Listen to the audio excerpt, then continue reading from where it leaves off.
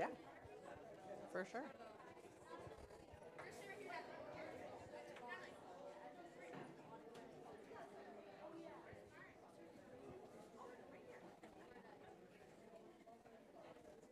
Okay, if everyone find a seat.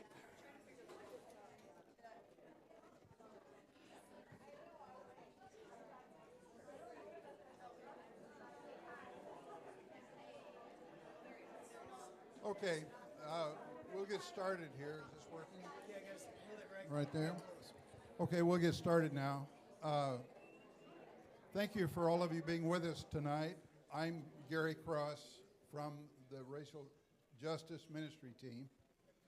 And we started back in the first of the year with some conversations with some local Native leaders.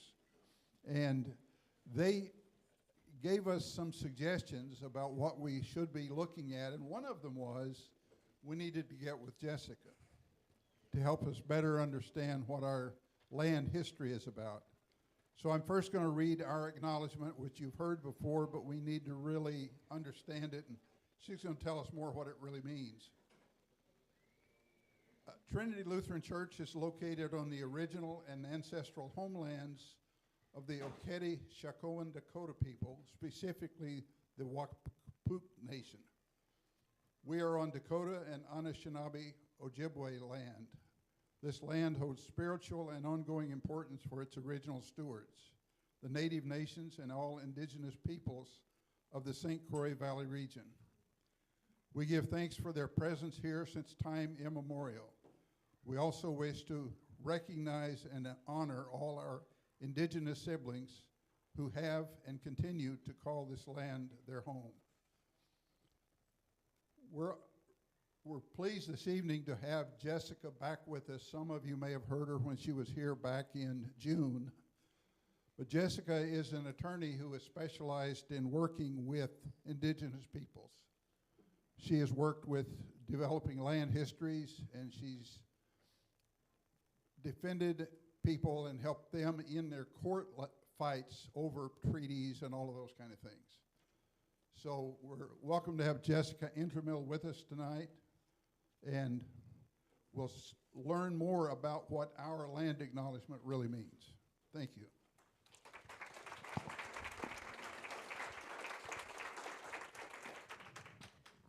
Thank you so much, Gary. How is my microphone doing, y'all? We good? Yes. Awesome. My name is Jessica Intermill. I'm so grateful to be here today. I so appreciate your bringing me into your spiritual home and making space to have this sort of learning and have conversations about things that are not generally the things that we talk about even in history classes. So thank you so much for having me, not just once, but twice. And I'll tell you just a little bit about myself before we jump in. I have practiced federal Indian law for almost 20 years, and more than 15 of those were as a treaty litigator. And what that means is that I would go into federal court and ask the United States to uphold its treaty promises. Because that's what a treaty is. It's an agreement between nations. And one side promises some stuff, the other side promises some other stuff. And over time, the United States has not been great at upholding its own promises. So as part of that work, I learned how to read treaties, how to put them in historical context, how to tell the story of how land became property. And I would tell those stories to judges in black robes that are sitting up high. And when 2020 came along and I was the mom of a 9-year-old distance learner and trying to figure out how to do that and be in court at the same time, I took a step back and realized that there are people who want to know these stories who are not wearing black robes, right? We are in relationship with Native peoples, whether we know these stories or not. And so that's when I invented the profession of land history consultant, which is a thing you can do. You can just make up your own profession at some point.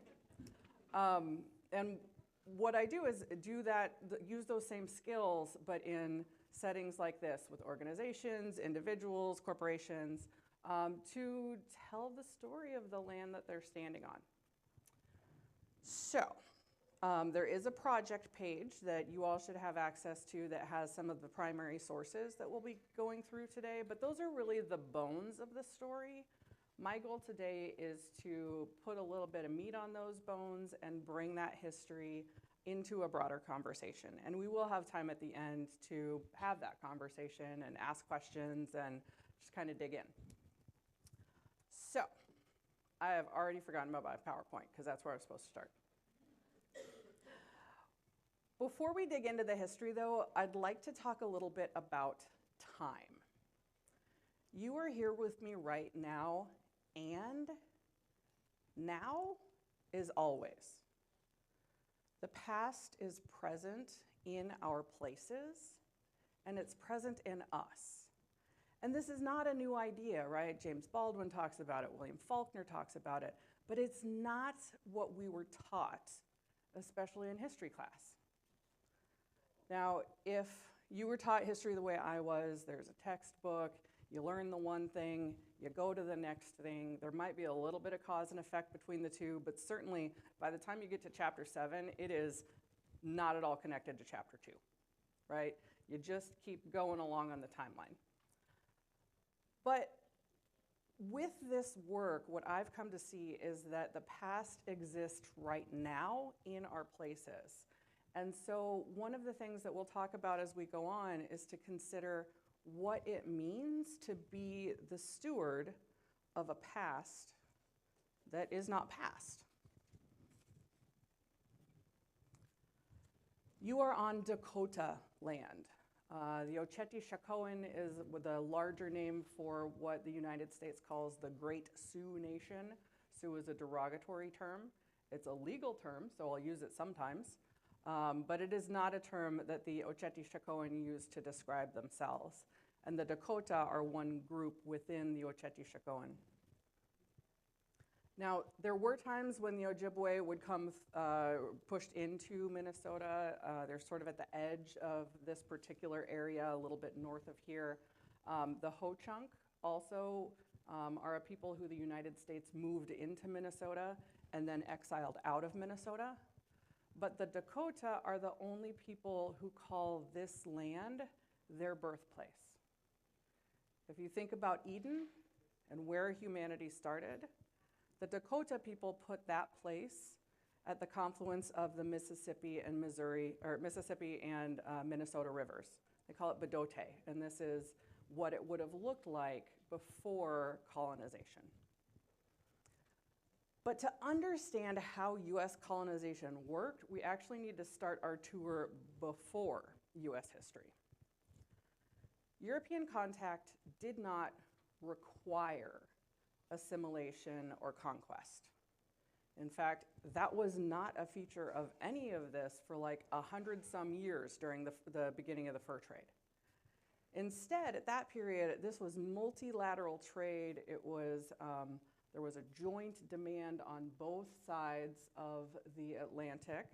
The Europeans wanted furs because they had already hunted theirs to extinction. There actually were fur-bearing animals in Europe until they killed them all. And then they looked here. And the tribes wanted the firearms and cloth and metal tools and pots that the Europeans would trade. So it was efficient and beneficial for both everyone in the trade.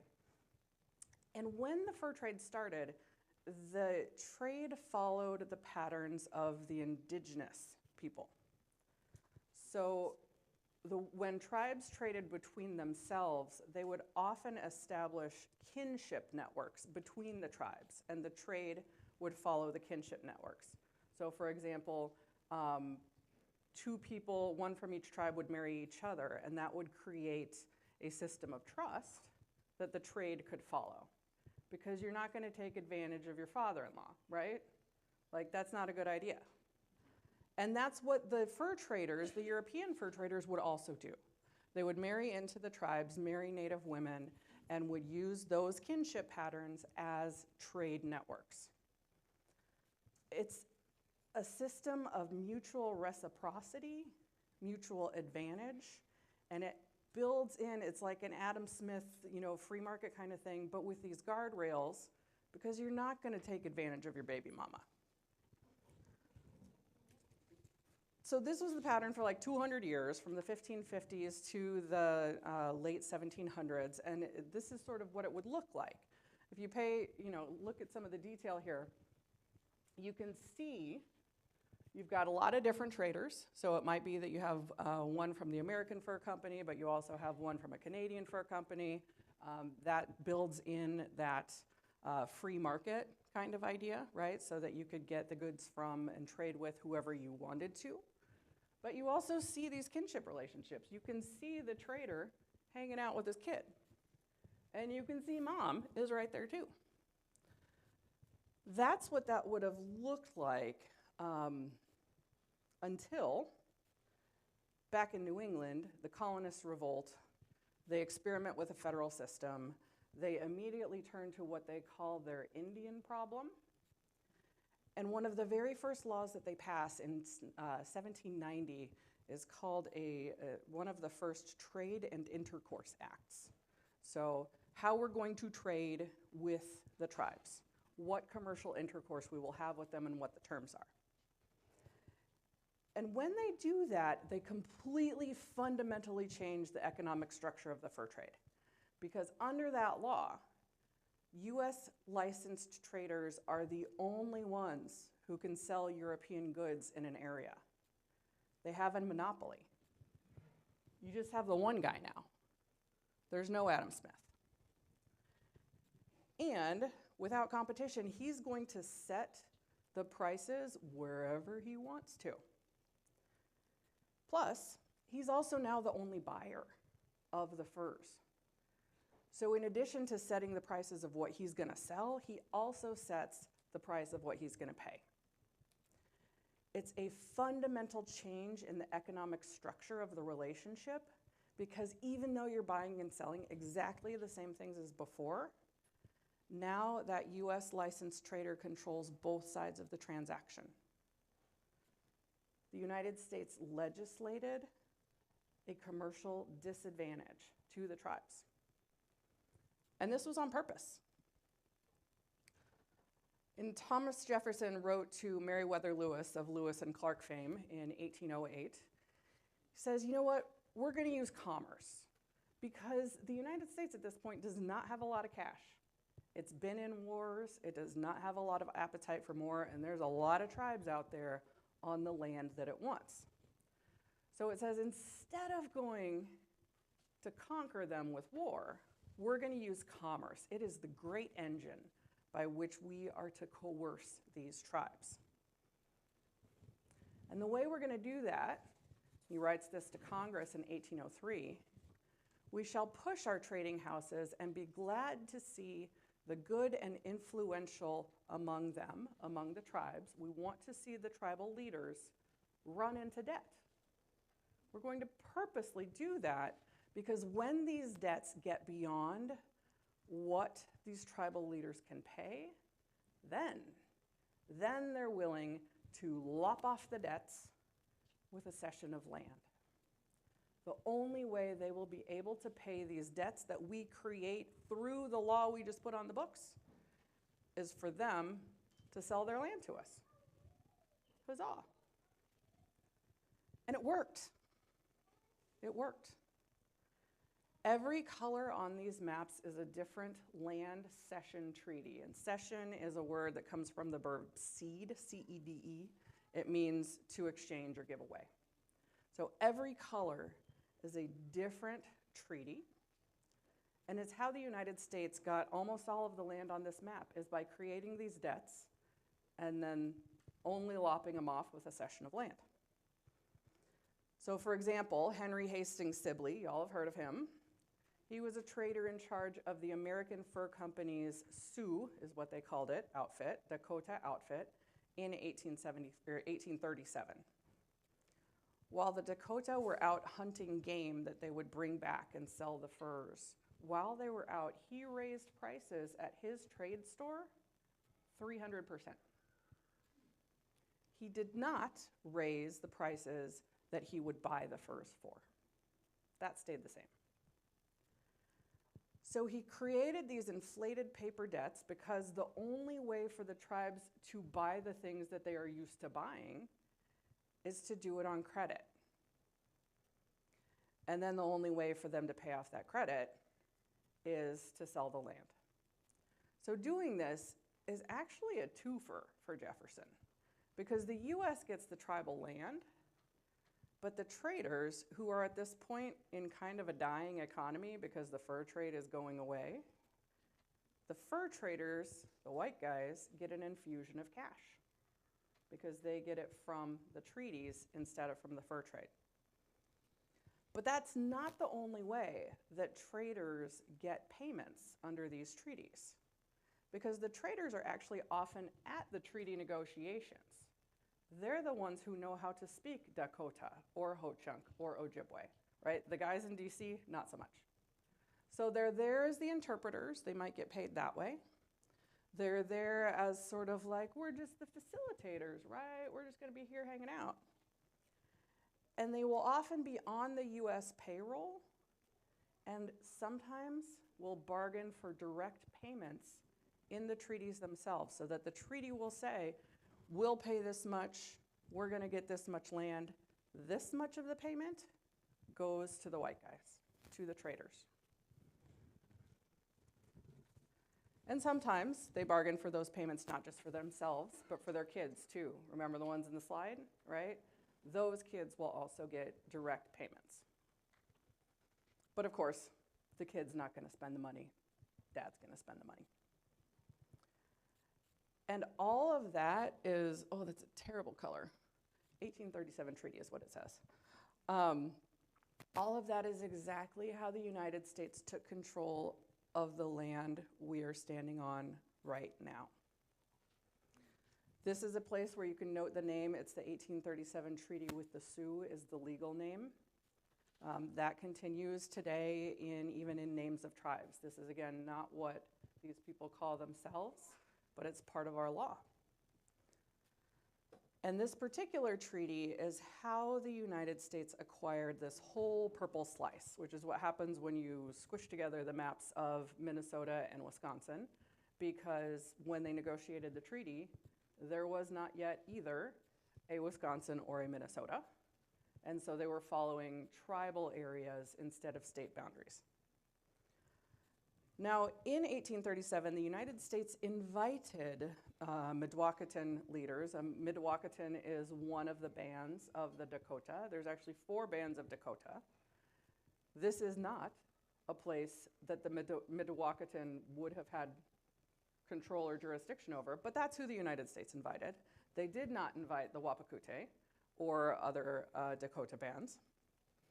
They tell the Mdewakanton leaders that they'll be gone for like about 60 days, and the leaders know that the United States wants land, but they don't know how much, and they don't know for what price.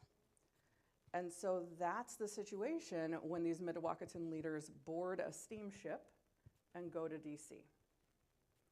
And they go there to negotiate a treaty. Now, it's easy for us now. One of the things I hear a lot is like, oh, there was a treaty. It's not unceded land. Phew. That means that it was done right. First of all, hardly ever, right? The treaties themselves are the supreme law of the land under the US Constitution, but as we'll see, they're often tremendously unfair. And that's the case here.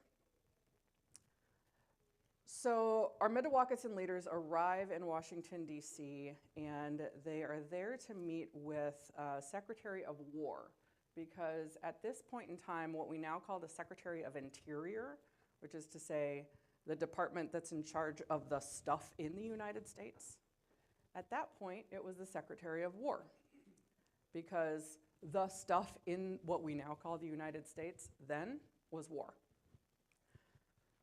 They get there, the United States sort of tours them around for a while to like impress them with the big buildings and be like, look how strong we are. So that takes a while. And they eventually get back to the treaty negotiations with the Secretary of War, Mr. Joel Poinsett. And there's a treaty record of those negotiations. It's called a treaty journal. It happened at every treaty. Not every treaty journal survived, but we do have the one from this particular treaty. It's essentially like if someone took minutes. They're sort of written down as though people are speaking, but when you're writing in longhand without typewriters in 1837, you're actually kind of paraphrasing and, squishing things together. But the way that the negotiation goes between them, you can still see that in the way that the treaty journal plays out.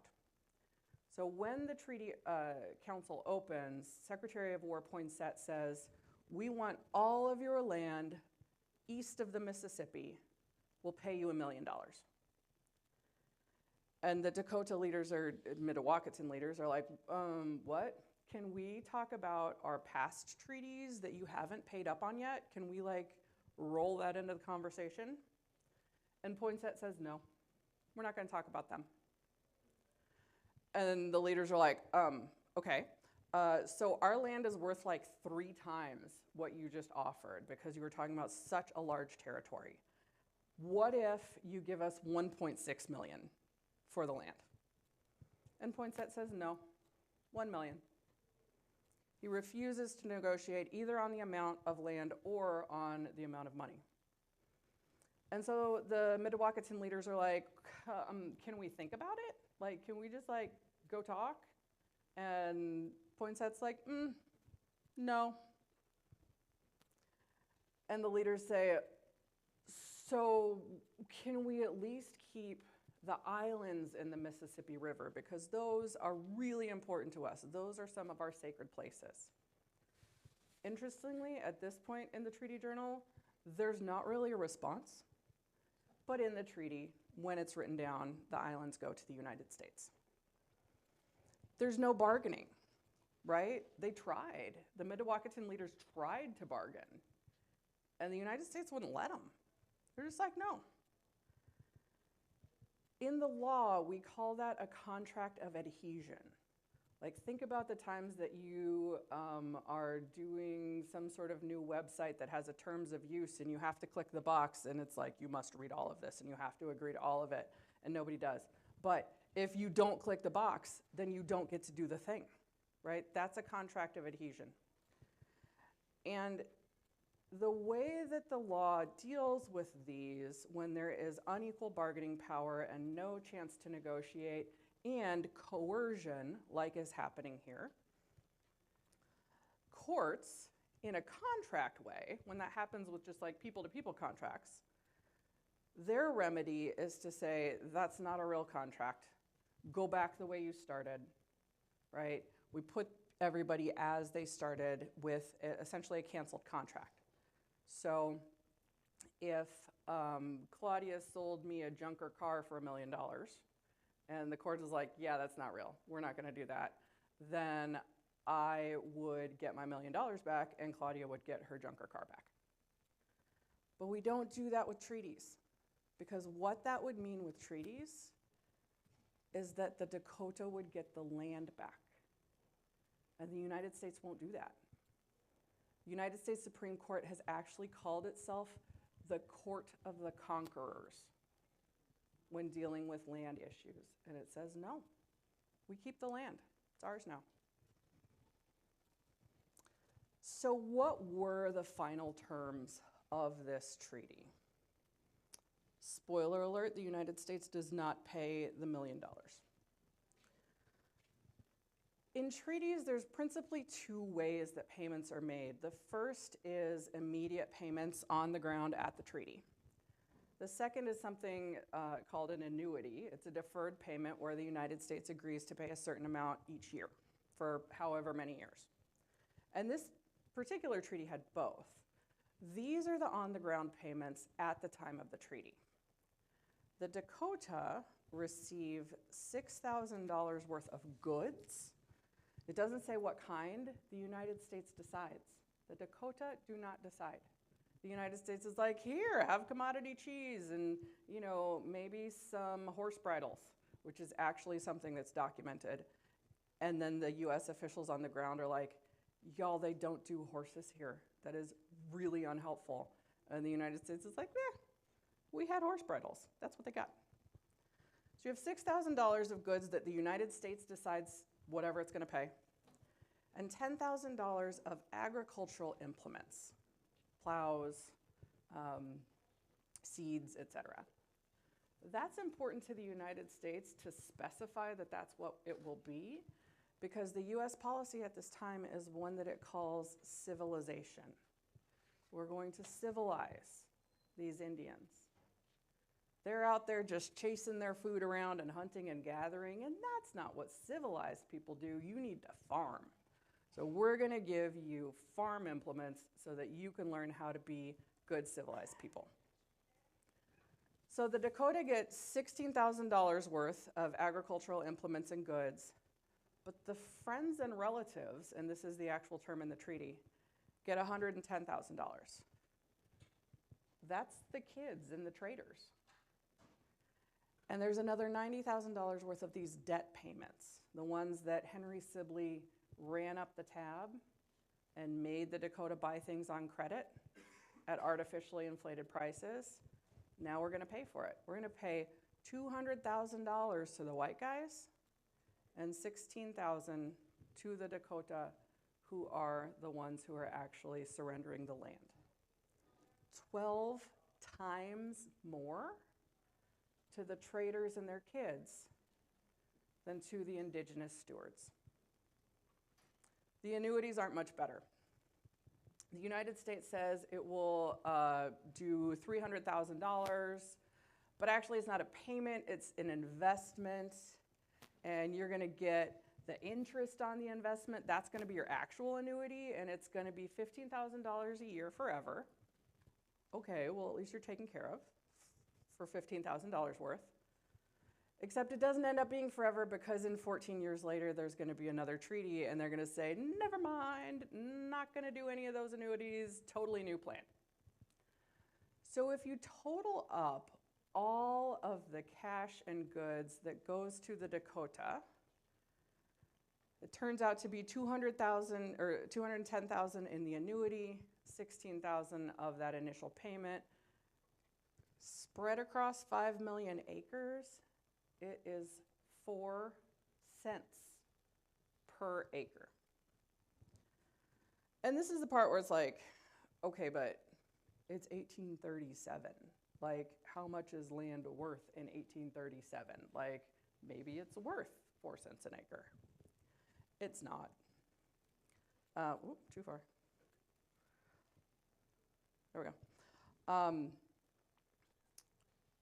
In 1805, when Lieutenant Zebulon Pike first ascended the Mississippi and found the place that would become Fort Snelling, he said that this land was worth $2 an acre. That was 30 years before the United States paid 5 cents per acre. But this value, this $1.95, does not disappear. Instead, it goes to the places the United States policy wants it to go. The treaty is a mechanism to take that land, push money to the traders and their kids, give a little bit of money to the tribes, but by the way, where are the tribes going to spend the money? They're going to go to the trade house, and they're going to rack up more debts because there's still inflated prices. And that unpaid value stays in the U.S. Treasury. But this is what it means to hear that you are on stolen land. It's legal. It's the supreme law of the land, which gives it a moral authority that seems like it might be okay. But it's theft. It's taking the value and giving it to someone else or keeping it yourself. But we say that now, right? Like, what's the historical perception of what was actually happening on the ground? This is a Boston Post kind of opinion about this. It reads that the conditions of the Indians is hardly changed, so that there is but little reason for these sentimental lamentations that some writers have indulged in. They have relinquished their occupant title and have acquired the means of improvement for an indefinite future. So first of all, there's sentimental lamentations that are happening in 1837. Someone is saying, y'all, this is kind of weird. We just took a lot of stuff and it might not have been okay, right? Otherwise, there's no reason to respond to those sentimental lamentations. But you can also see that civilization policy of the federal government happening out in the field. Because the Boston Post is saying, like, phew, they're actually gonna like stop and give up the chase. And now they have cash. They can improve their lives as farmers. The Wisconsin Democrat was also pretty rose-colored, but a little bit more forthright. The year after the treaty, they wrote that the ratification of these treaties will no doubt, give entire satisfaction to the Indians and bind them more firmly than ever in terms of amity and good feeling with the white people. You guys, they like it. The Indians like it when we take their land because, like, now we're, like, together in this. We need now apprehend no difficulties with them. And oh, by the way, that acquired land was of such vast importance to the whole territory on account of the invaluable forests of pine timber and the extensive tracts of rich farming land and minerals lands. That was the point. We just wanted the land. We wanted the resources. We wanted to extract the trees and lumbers and minerals. And the Wisconsin Democrat at least says it, but then says, but really it's good for everybody, y'all. We're good. This is about enriching empire. And it was not okay with everyone. Mary Riggs was a Presbyterian missionary who worked with the Dakota. And in 1837, she saw all of this, saw the terms of the treaty, saw what was the amount of land that the United States coerced the tribe into surrendering. And she wrote that the U.S. was guilty of treacherous cruelty in reference to the Aborigines of our lands. The treaty that was the supreme law, still is the supreme law of the land, was an exercise of treacherous cruelty. Minnesota could form here and be here now with us now because of treacherous cruelty. We stand here in your place of worship because of treacherous cruelty. Because now is always. So then what? We're going to look at two pieces of property because that's how the land went from the Dakota to the United States. But then what did the United States do with it? We'll look first at the drive-in. This is that huge swath, right? And this is happening all across the country where the United States is getting 5, 10, 15 million of acres at a time. The first thing it does is carve that land into squares. Lots of squares. Doesn't matter if the square goes like across a mountain or through a ravine or whatever. The only thing that stops these squares is rivers, right? Because you have to stop at the river. You have to stop at the body of water. Otherwise, it's just lots and lots and lots of squares. And you know these squares because you drive them. They're your streets today. They're the section lines if you have any family farms or go out to the country and you get to run the section lines. They're where most of our main arteries are now. And once we get these squares, the United States divides up and starts selling off or getting rid of the squares through a couple of different ways. First, the United States might just sell it. It does that usually for about $1.25 an acre. There'll be a statute that says how much it will sell it for. It gave some away for free to pioneers who would colonize the frontier did that under the Homestead Act. So if you have family who homesteaded, it got the free land after squares are made.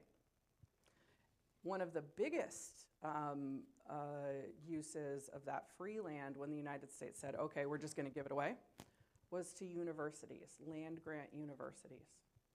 The land grant doesn't mean that the land that the university is on was granted. It means that the United States gave that university lots and lots and lots of this free land so that the university could sell it to raise its endowment. And sometimes the United States used it to pay its own debts, because remember, it still doesn't have much cash, but it's been doing all these wars like 1812 and Civil War comes up. You'll have the Florida Wars and then the Mexican-American War. It doesn't have cash to pay its soldiers, so it gives them coupons, what they call like military bounties. And you can use that coupon to go in exchange for land. But what happened here was one of those just outright purchases. The United States sold the yellow square that the drive-in lot sits on to a man named John Baker. Now, John Baker purchased that yellow area in 1855. It's 160 acres, and this was sold at that $1.25 per acre price. So 200 acres total for John Baker. Baker lived in St. Croix County, and he was the on-the-ground agent for a Massachusetts land speculator named Caleb Cushing.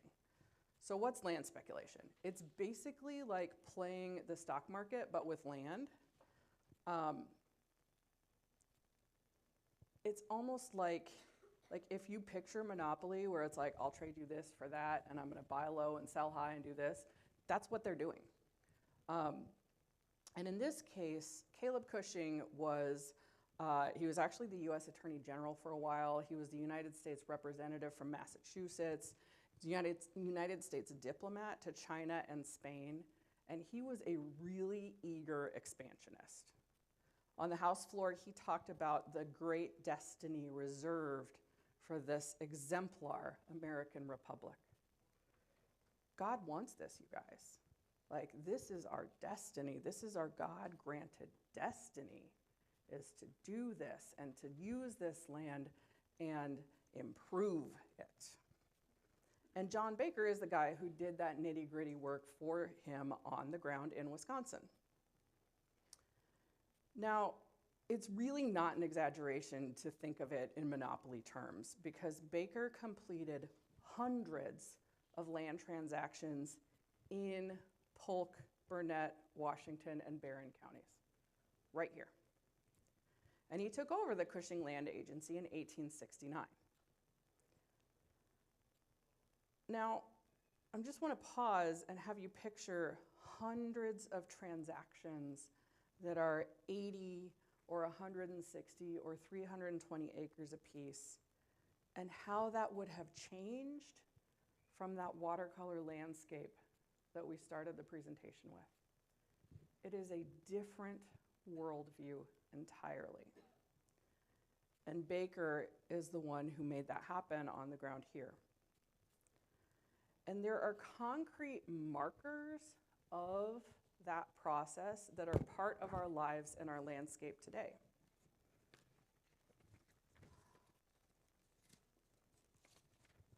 In 1882, Baker built the Cushing Land Agency building in St. Croix Falls.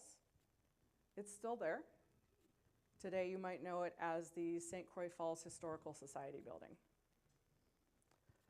If you've been to Interstate Park, Baker was instrumental in creating the state commission that acquired that land and convincing the legislature to make that park.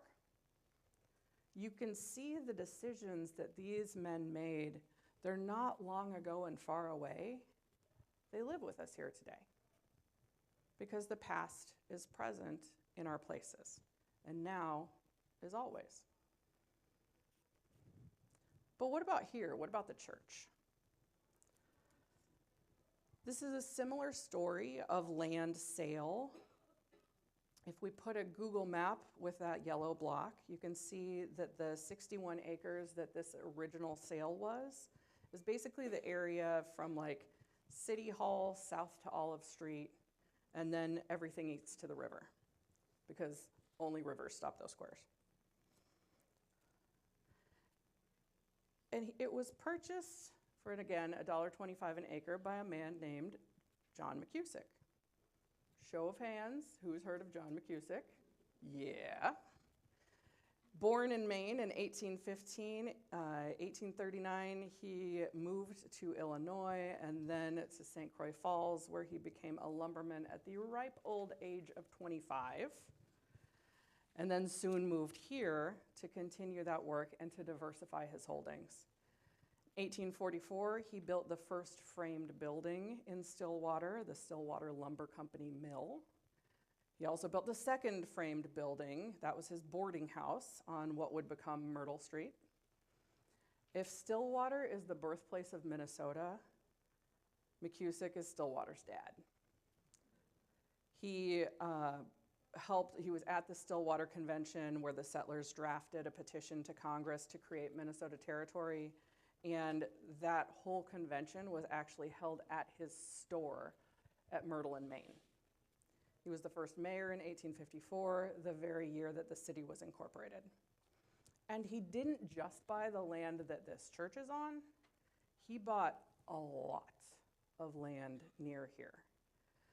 This was pretty typical of large landowners at the time because they would buy up gobs of land and then resell it. That's that land speculation. And McCusick did it really well. There's a newspaper ad or report in 1884 that said that one of the properties he sold in downtown Stillwater, he sold 40 feet lots for $5,200. That's $130 per foot, $26,000 per acre. He bought it from the United States for $1.25 per acre before he resold at $26 an acre. Who wants that return on their 401ks? It's tremendous. And he reinvested this fortune that he made this way, and it was a fortune. He reinvested it in local infrastructure. The decisions that he made are still here today. He donated the land for the first courthouse.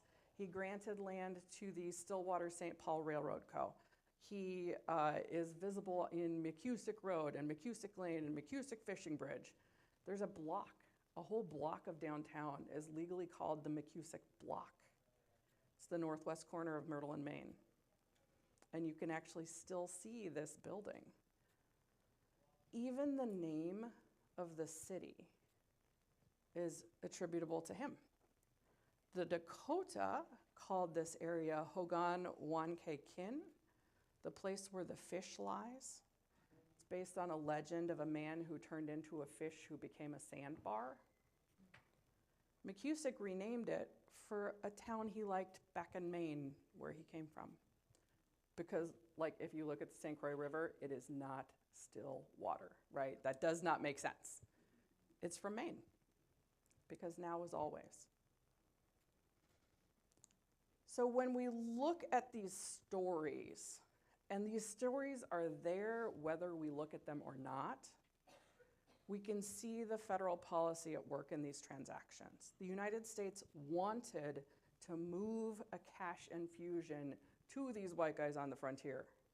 They purposely created the economy that disadvantaged tribes to force a sale at rock bottom prices, to resell the land under market rate to these men, so that these land speculators could resell at tremendous profit and reinvest in the frontier, because the United States doesn't have the cash to do it. They're privatizing Manifest Destiny. They're privatizing Pioneer Frontier. That's settler colonization, settler colonialism. And it's a direct transfer of wealth from the Dakota to the settler colonizers. That's all rooted in the land.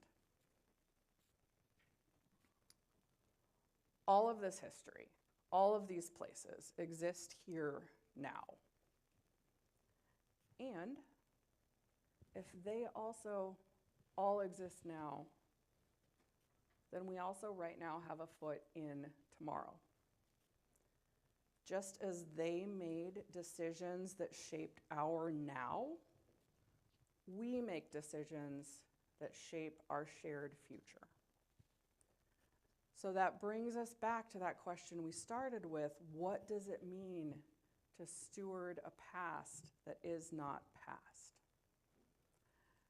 And before we continue with the question and answers, what I would invite you to do is put both feet on the floor, kind of stack your shoulders on top. Either close your eyes or find a focus point a little bit ways away. Just take a deep breath in and out. Feel your chest rise in and out. And one more time, in and out. And I do that because this is like a fire hose of information, right? These are not the stories that we learn in school. And it's a lot of material to cover in 45 minutes. And you get up here, but all of us are here. And so by recentering, remembering that we have bodies attached to our brains, that can help us facilitate a conversation about what are our questions and what might come next. So, who has questions? Yes?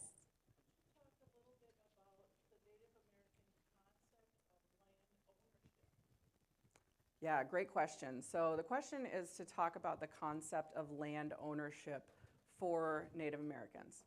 The first thing that's important is to know that there was no singular understanding of ownership, right? Because there are now almost 500, maybe more than 500 federally recognized tribes. Different tribes will have different ideas, and they'll have different ideas at different points in time. Because when the Europeans first came and started with these experiments in ownership and transfer, it was super confusing for the tribes. The tribes in the East Coast understood, and in the middle too, understood the idea of territory, like this is where I live up to that bluff, and if I go past that bluff, then somebody else is gonna get mad at me. But they also understood it in that it could be shared, like if I agree, you can come over to my river and my watering hole and hunt this direction, and it's only as long as I agree. So when the Europeans first started purchasing land, the tribes actually thought they were just giving like permission to be there and coexist at the same time and not chase them off. Pretty quickly after that, when the Europeans are like, mine now, off you go, then the tribes are like, wait, did you hear what happened over there? Like, well, that's different than we do it. So tribes, there's sometimes this romanticized view of like, who can own the wind, right? Full on Pocahontas kind of thing. But it was more developed than that, but it was not bound to the ability to push other people out to the exclusion of yourself. But they learned pretty quickly that that was what was happening. So by 1837, the Dakota definitely understood, you want to take it and you want us to go. Question here. It's not really a question, more of a wonder, but I wonder if the native people thought that it was fair, oh yeah, this treaty's fair. Yeah, great question. So question for folks who are watching the recording later is, I wonder whether these tribal leaders thought it was fair, or whether they were like, wait, what just happened there? If you go to the project page, you can actually see what different tribal leaders said about this particular treaty. They were not happy. They actually complained to federal officials later, and they're like, we tried to bargain with this dude and it did not work. He wouldn't give us anything. He just told us what it was gonna be. He actually kept them in DC for a pretty considerably longer time than the 60 days that they were told they were going to be there.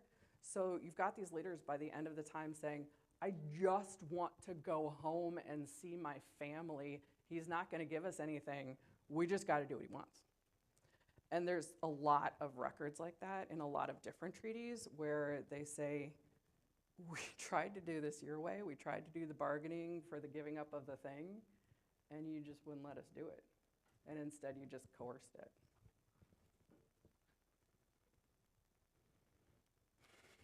All right, I've got here and then here. Have you had any legal interactions around issues in this area that you've dealt with? Just in terms of tribal clients? Yeah, so I work or have to work with the Lower Sioux Indian community, the Prairie Island Indian community.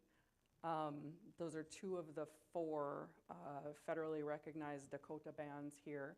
I've worked with some of the Ojibwe bands up north as well. One of the things that that I'm most proud of is something called the Minnesota Makoche Honor Tax. And that's a project that I offered to do with the Lower Sioux Indian community, where there's a website, mnhonortax.org, where people can make a voluntary contribution to the Lower Sioux community just to recognize we are occupying their land. It was purchased for us. Because there's this tension, right, between I didn't do these things, right? They're not my fault. But I do still benefit. I have a benefit now. And so I don't have to, apologize for or atone for the decisions that other people made. But I also understand that now I occupy space because of theft, because of treacherous cruelty. And so what steps can I take towards repair now? That's what the honor tax is an example of, something to sort of bridge that gap between now and past that's not past.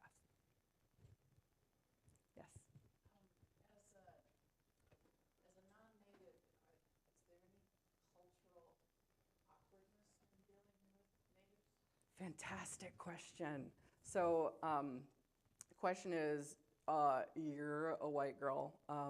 Is there any tension in going into Indian country and working with tribes? Indian country is, again, a legal term of art. So yes and no. It depends how long and deep my relationships are. Like, for example, I partnered with the Lower Sioux Indian community because that's one of the tribes I've worked longest with, like in the 15, 20 years kind of way. But they know me and know that there are certain steps that I take to be very mindful of not being appropriative and being respectful. So for example, when I go into tribal spaces, I'm pretty clear to say up front, if I haven't been there before, like, so, I'm not native. I usually introduce myself as a Jewish white girl from Nebraska because that's what I am. That's my identities that I hold. I also, and this is just me, I don't wear turquoise a lot because I don't even want to project the idea that I am native when I am not. And those are like the little things that I can do to help introduce an element of trust through my behavior, right? Because it does not matter what I say when I go into Indian country. There have been a lot of people who said a lot of things for a really long time. It matters what I do. And so it's taken a lot of intentional work to build trust. But if I go to Lower Sioux now, they know me, they know who I am, and they will vouch for me for other people.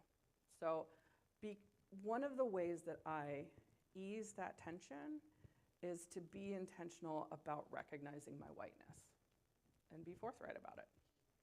It's not a bad thing, it's a different thing. But I can recognize that it opens doors for me and closes some doors for me in ways that are not about me.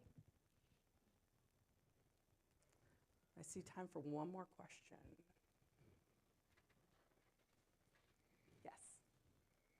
What built your interest in doing this type of job? why was I interested in this?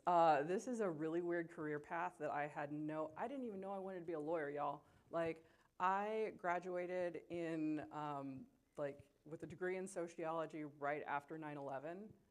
This was not a great career trajectory at that point in time. And my hairstylist said, you know, you kind of think the way my husband does, and he's a lawyer, go to law school. And I was like, loans are deferred, I'm in. I began by defending pesticide companies and drug companies at one of the larger firms in town, and then was recruited over because when I was in law school, took a class because it seemed interesting. And so, follow your passion. Don't pay attention to shoulds. Shoulds are usually someone else's dream and not yours. And then when I got to a point where I was like, it does not nourish my soul to be in courtrooms anymore, because it didn't, then I made up this. And I really love being able to connect people to the stories that are already there, whether we know them or not. But by peeling it back, you know, some people feel like, oh gosh, isn't that super heavy? One of the things that I've been really surprised and heartened by in this work is that there's actually a joy to being able to look at that bear that you knew was behind you the whole time and look and see what shape it is and be like, oh, well, now I know we can do other stuff with it. Now I know we can take steps towards reconciliation and reconnection and relationship. So I didn't mean to, it just kind of found me, is the short answer. Thank you all so much for spending your time with me today.